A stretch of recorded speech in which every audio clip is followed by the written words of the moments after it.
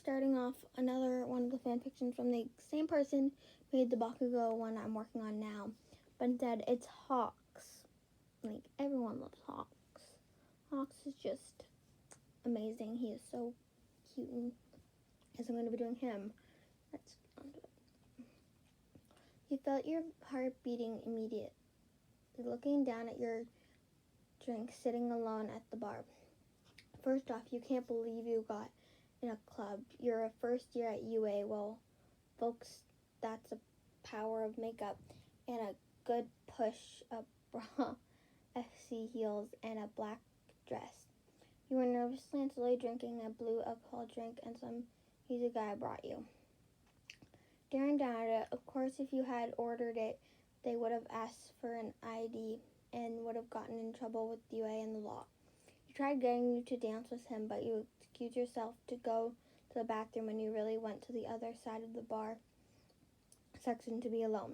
You got all glammed up and club ready, but this isn't you. You came here to forget the pain inflicted of your first heartbreak. You thought Bakugo was the one. He broke off your secret relationship to focus more on how to be the best in the class. Your relationship was getting in the way and taking up his available training time. I can't blame him though. He was definitely determined, and you loved that about him. It was the fact he was secretly caring, but that was between you and him and your best friend who you tell anything to, Momo Yazurozu. You're friends with everyone in class 1A, but Yorozu was your best friend, and you always go to her for advice and have helped her too a lot with her self-confidence and become instant best friends. You tell her everything about your relationship, and you trust her with any secret. She won't tell. Little secrets you don't mind telling the other girls, but major secrets you definitely trust only Yaozu. The atmosphere in the club was getting uncomfortable as guys would go up to you, sit next to you. Hey girl, can I get you a drink? What's up girl? Let me grind on your fine body. Telling all these sleazy guys to move along and to leave you alone. You can't forget about Kotsky. Your eyes were getting teary filled and you felt hot. I need air, you thought to yourself. You noticed some stairs leading to the roof. You walked up to them. As soon as you got out of sight of people, you jolted up the stairs, springing to get to the door leading to the roof. You pushed the door wide open and ran to the edge of the building, grabbing the railing at the edge leaned over and started taking deep breaths. You're crouched down and started talking out loud. Stupid, stupid, stupid. You're so stupid, your name. Tears running down your face. Take one last deep breath and stand up. You calm down quick and pat dry and tears from your face before it stains and ruins your makeup. You look up and the stars above and let out a big sigh. What's a pretty girl like you doing up here all alone? You hear a voice behind you. Your eyes widen and you turn around quickly. You didn't see anyone directly behind you. You look around, seeing left to right, so confused. You hear a whistle, the words up here, the voice say. You dart your head up to see a figure floating above you. You couldn't make out who or what it is, but you see these beautiful bright red wings attached. Your guard flared up. The stranger lowers himself to the roof to stand in front of you. You can see him better. The stranger has messy ash blonde hair. You notice his half golden, beautiful eyes is staring into your colored eyes. What are you doing all alone up here, babe? Boyfriend dump ya? Giving you a lopsided smirk. Did he just call me bae? You thought, confused, fearing your eyebrows. Bae, don't you dare call me that. I don't even know you. You shot back at him, placing your hands on your hips angrily. He let out a chuckle. Whoa, okay, chill. Darn, someone's angry, raising his hands in the air while still shooting a smirk at you. Sorry, no, I'm sorry. I don't know. I've been hit on by sneaky pervert-looking guys, and I'm over it. I came out here to get away from that. I guess this isn't my space, my first club. You say so unsarcastically. Raising your hand so weakly, the guy just stared at you, raising one of his brows, very confused. First club experience? Barely turned 21 or what, but I'm girly. He tried so hard not to call you Bay again. Respectful. I looked at his face and he looked so handsome, but I couldn't let it be known. I'm just a first year. Come on, your name. Be smart. Yeah, last week I turned 21, but I'm celebrating today. You turned to the side of the building looking at the beautiful lights of the city glimmering, but I didn't act like it. Oh well, at least I can't say I started clubbing. I guess I'm more of a stay at home with a bowl of popcorn going through my Netflix. I started changing my glance to him, smiling, trying to be friendly. I'm sorry, I'm your name, reaching my hand towards him for a handshake. He stared at my hand in shock. Wow, so formal, he chuckled, running his hands through his messy hair. My hand still out and me just staring at him, frozen, smiling, waiting for him to shake it. He noticed I wasn't giving up. Oh, you can call me Hawks, he said, smiling, grabbing my hand, but instead of shaking it, he kissed the back of my hand like a gentleman. Hawks, oh Lord, is that really your name? I tried asking not to laugh. He furrowed his eyebrows and gave me a wink smile. Yeah, that's my hero name, you know, me. Hawks, the number 2 hero, he said, proud and confident. I looked at him confused and shook my head. No, I don't know. Sorry, I said seriously. He laid off his visor and stared at me. Seriously? He asked. You let out an awkward laugh and sighed. Sorry if that's rude, but I don't watch the news a lot, you said nervously, turning your gaze back to the city lights. Leaning on the rail forward. But wow, is it Prince of Grace? It's, congrats on being number 2? Trying to sound cheery and give him a forced smile. Thanks? He said, questionable. I turned to see his face and he looked baffled but shook it off and stood closer to me and leaned back on the railing. So cringy. I want to just melt into the floor. I didn't even want to look at him again. I felt my face heating up and turn red. It was silent for a minute. A phone rang. Okay, I'm on my way. He put his phone away and growled, sorry to cut this meeting short, but duty calls on. He stood up straight and slapped on his visor again. Hun, what was his deal with these pet names? Such a flirt. Nice meeting you, Mr. Hawks. See you around. Smiling his direction, blushing slightly, standing straight as a toothpick with your hands held behind my back. So formal, he chuckled. See ya.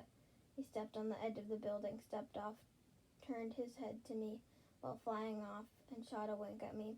I waved back to be nice, but man, I felt my body heat up and felt like I was definitely blushing. Swoon. I let out a deep sigh. Couldn't help but find myself smiling so cheesy.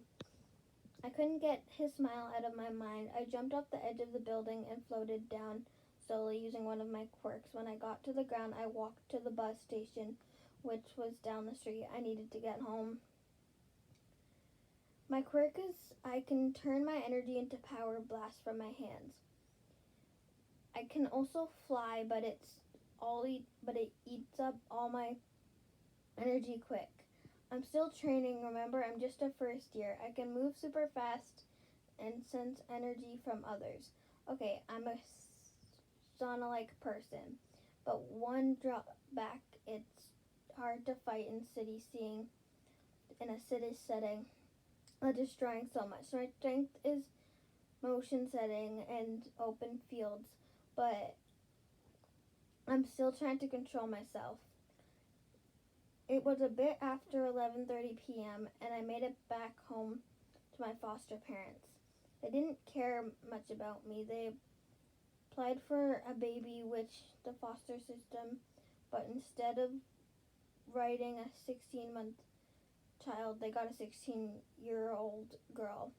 They They felt they didn't look like horrible people if they told the social workers they didn't want me, but I was too old, so they kept me. Just because they kept me didn't mean they were awesome parents to me. Sometimes they'd forget to cook me. They'd cook for 3 people and left me out.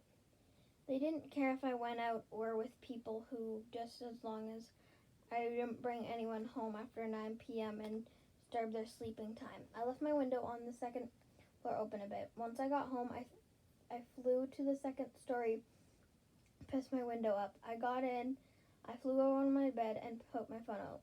Finally kicking off my heels and lying in my bed, I got my phone out and Googled hawks.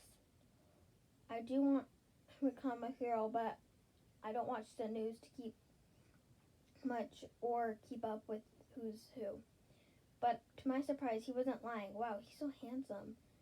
Countless pictures came out of him in action, him flying and smiling to his fans. That smile made me smile. I can't wait to tell the girls in my class about him and about tonight, but maybe I should start with Yarozu first. I can get in trouble if words get out. I turned off my phone and got up to change into my pajamas. I slid the door open, and as I was going to grab my nightgown, hung next to it was one of Kotsky's t-shirts. I furrowed my eyebrows and swallowed hard. Oh, that's right, I'm still thinking about hawks. I forgot all about Kotsky, and then I saw his t-shirt. My heart dropped. I forgot I was trying to get over him. He probably isn't struggling forgetting about me. I bet he don't even cross his mind. Whatever. I changed into my nightgown. I walked over to my bed and turned off the lights and went to sleep with a smile on my face. My alarm went off at 6:40 a.m. Man, was I still tired? But I forgot I slept with my makeup on, so I rushed early downstairs to the shower before anyone saw me and started asking questions. Took a quick basic shower. I made my way back up to my room to finish getting ready. Uniform and wet hair wrapped in style while I walked upstairs. I made it back to my room without my foster parents running into me and let my hair out of the towel. I sat in front of my vanity to start doing my hair. I have tons of time, so I'll straighten it. Once I finished, I looked at the time, 7:24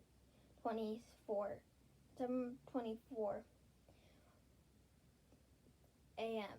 I better get going. It's almost 8. I ran downstairs and grabbed a granola bar on my way. My foster parents were in the kitchen, but didn't bother saying bye. Whatever. I popped my phone out and texted Yarozu. Hey, SOS, meet me in front of UA. Wait for me. Need to talk. Yeah, Mama. Okay, everything okay? Not sure. I sped walked to school, taking a shortcut through the park. I felt out of breath, but noticed Yarozu standing by the entrance. Your name, I heard Yarozu say and wave at me, smiling. I ran to her literally.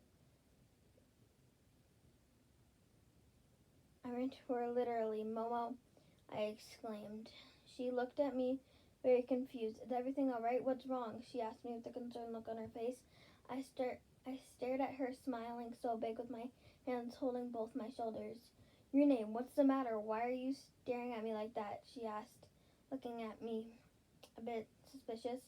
I met a guy last night, I said softly, slightly blushing and smiling. She scoffed. Your name, I told you I didn't approve of you getting out to that disgusting place.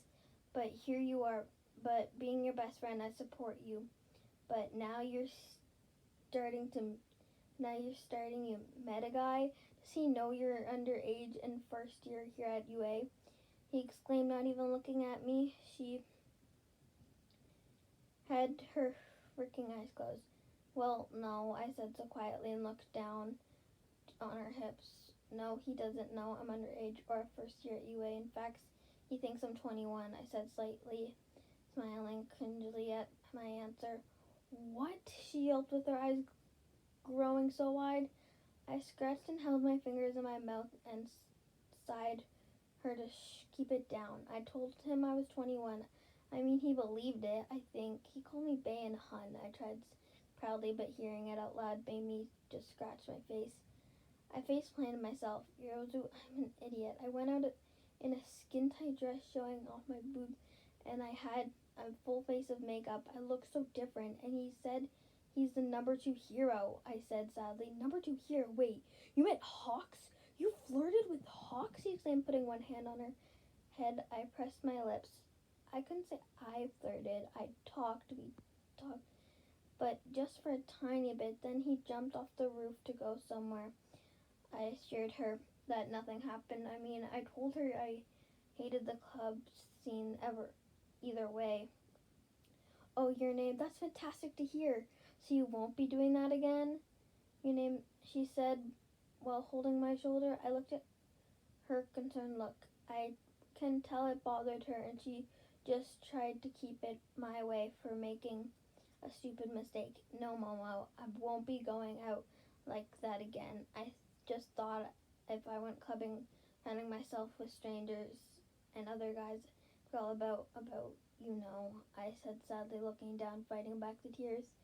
There's other ways to recope with this, your name, but you need a girl's pamper night. We'll all get together and do facials and get many manicures, and I'll have the perfect tea to help you relax. They sang excitedly. I smiled at her and hugged her. Okay, deal. We planned it out today and included the other girls too, I assured her. Now let's go. It's almost 8 and I don't want to be late and get on Mr. Ozawa's bad side, I said, smiling, and we began to make our way to the homeroom. There was a lot of chatter going on, but everyone was already in the classroom, but everyone was in groups chatting it up.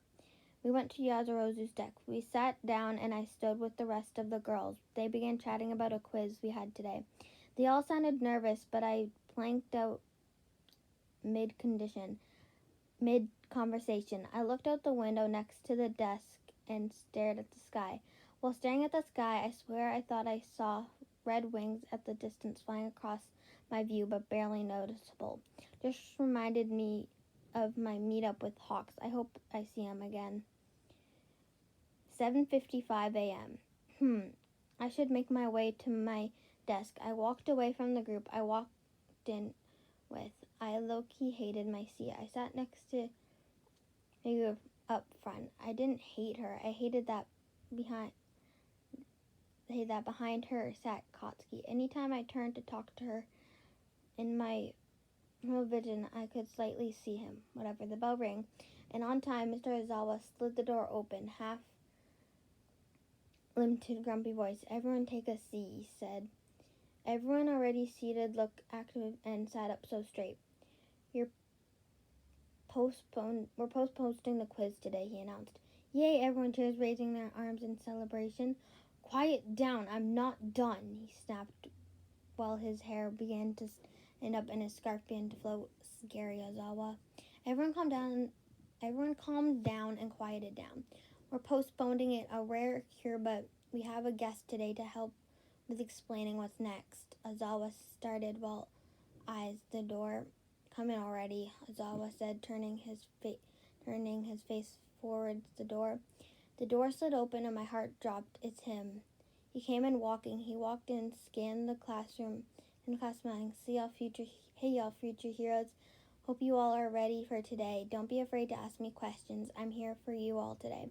He said, smiling while having his hand on the back of his head. I immediately thought, crap, he can't see me. I sat a bit down and shrugged my shoulders, hoping to hide. But I sat in the front. Ugh, oh my gosh, Mina sung out loud. I believe Hawks is here with us.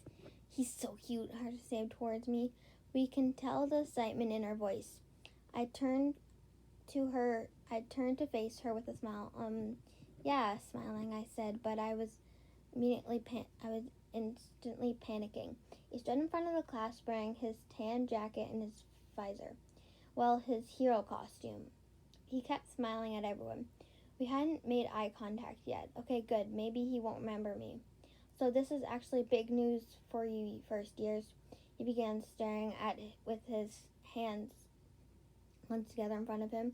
You guys are actually going to be in the Pro Heroes draft, going to do a week-long internship. Only around second and third years get in, but you guys are something. I actually have my eyes on a few of you to maybe let me recruit recruit you, he said, smiling, and his hand on the back of his neck. Now that's awesome, exclaimed Kaminari while putting his fist on his desk. Wow, you want some of us? Who are they? Asked Kirishima while raising his hand. Hawk said a chuckle and side smile.